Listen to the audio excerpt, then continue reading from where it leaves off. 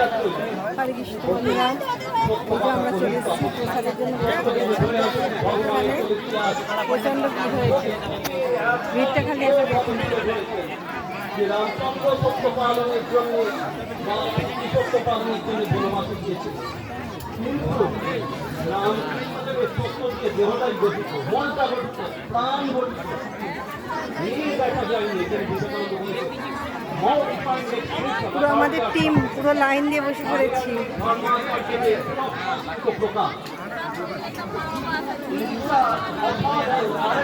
এই জায়গাটা একটা আশ্রম, মেদিনীপুরে একটা আশ্রম। এই জায়গা দেখতে এসেছি, আর এসে এখানে প্রসাদ খাওয়াচ্ছে, যার জন্য আমরা চলে এসেছি এখানে প্রসাদ পাবো বলে। আর এখন বসে আছি, সবাই বসে পড়েছি। এখনো পাতা জল কিছু পড়েনি, আস্তে আস্তে আসবে।